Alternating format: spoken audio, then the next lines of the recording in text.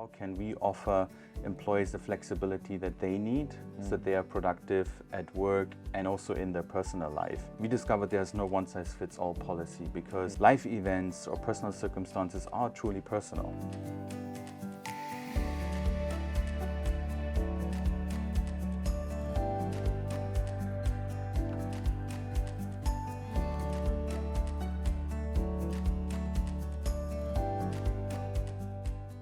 Hi Oliver. Hi Ingo, nice to meet you. Nice to meet you too. Do you mind starting by introducing yourself and sharing with us what you do at foodpanda, what your responsibilities are? Yeah, sure. First and foremost, thanks for meeting with me, Oliver. Really pleasure to have you here at our foodpanda headquarters. So yeah, I lead the people function here at foodpanda. We don't really call it HR, but I also lead the enterprise technology function, since technology has been or has become an inseparable part of our work environment. Ingo, can you share a bit more about the People's Functions team's approach to staff mental well-being? First and foremost, I think it starts with an acknowledgement that this is a very important topic of our time, which is not just, a task for the HR team or the people teams to solve, but this is an area where individuals or the company more broadly can contribute. Else, if it just remains a HR functions topic, you have difficulties normalizing it.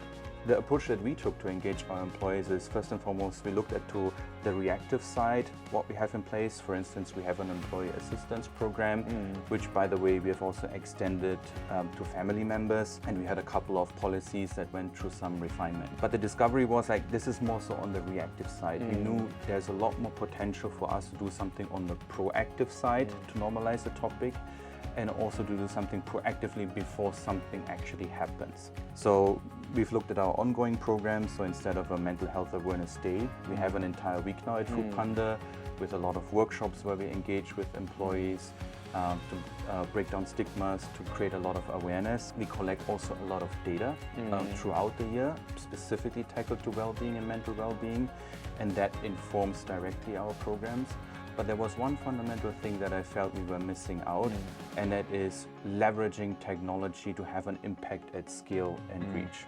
And that's the reason why we partnered with Intellect, because it provides a fantastic avenue or an additional avenue for employees to seek help actively or proactively.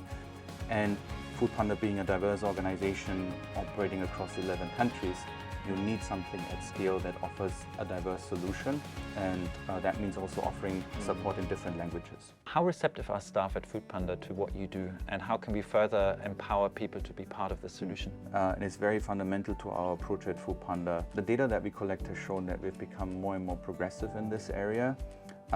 But we're not going to stop there. So to us, engagement again is key as part of the solution, and you only can achieve that if employees are really part of the solution and they feel empowered to be part of the solution.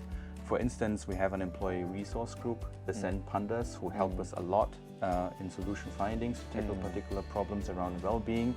They also help us to advocate at the workplace. Another initiative that we took is to support employees with first aid mental health kit certification, so that they can detect early warning signals amongst their employees, their team members, but also help to advocate awareness around mental health. If employees don't feel safe, if they don't feel included, that they can voice their opinions or speak up, then we're losing out.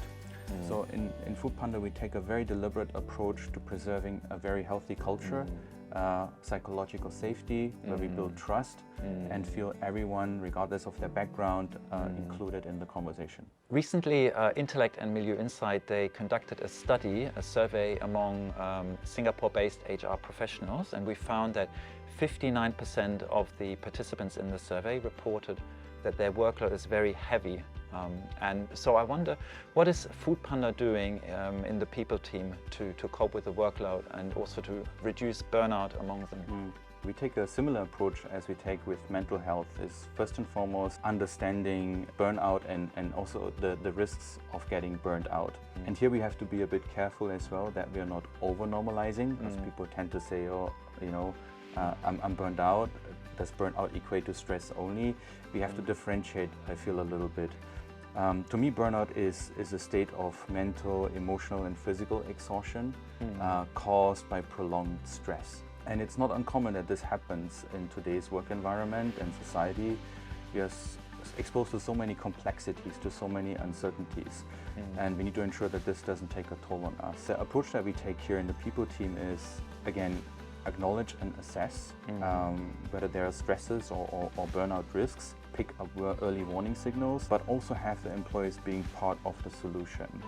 So we survey employees frequently about what we feel, what matters most, and how we want to support them.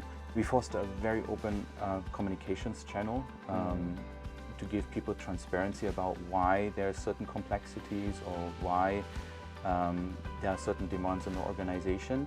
And understanding that helps them better to appreciate the wider context in which we operate in, and also connect their role, their goal to the wider purpose of the organization. And that sometimes is a good stress reliever, because it helps them to decide, is it that what I'm doing, is it important, or how do I prioritize my work? And especially in the people team, we have something what we call #ruthless prioritization.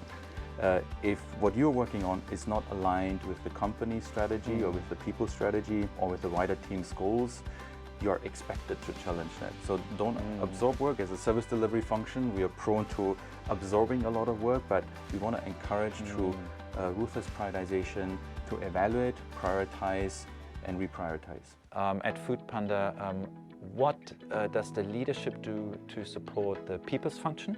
And what does the people function or the people's team do to support their staff? I think at Foodpanda what we do is whatever the people function initiates or conducts, it has very close alignment with the general leadership of Foodpanda. So if we have findings around mental well-being or burnout, it's our job, it's our role that we surface that to our leader, but also have the leadership team take a stake, have a commitment into the changes that we want to drive in the organization. So again, it does not become a HR only topic, but we want to be confident that our leaders fully stand behind what we're driving, and also have visibility whether we make progressive changes around that. In a nutshell, I think it boils down to three things that I can recommend to organizations or HR departments out there. Is number one is show true intent. I mean, those statistics that you've shared, they are mind-blowing. If that doesn't show that we have to take accountability and responsibility in some form or shape, I wouldn't know otherwise. So showing true intent, acknowledge as a leadership team that we have a part to play in making improvements in that area, in tackling mental well-being, is super important. It shows a commitment. Number two, as I mentioned earlier, have the employees be part of your solution, right?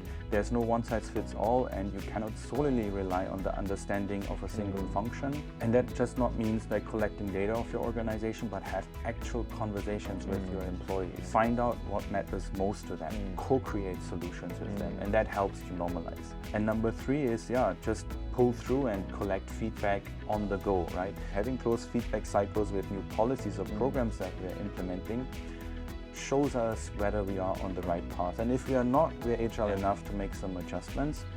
But it's super important to have that close feedback cycle so that we understand, are we on the right track, and do we have the necessary impact that we desired? Wonderful. Yeah, I love it. Yeah, change comes from the top.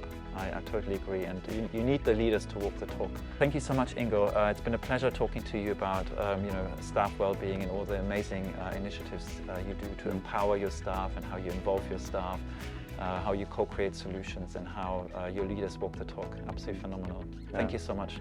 Thank you, Oliver. Likewise, I really enjoyed our conversation, and wishing you and the Intellect team, best of luck and best of success.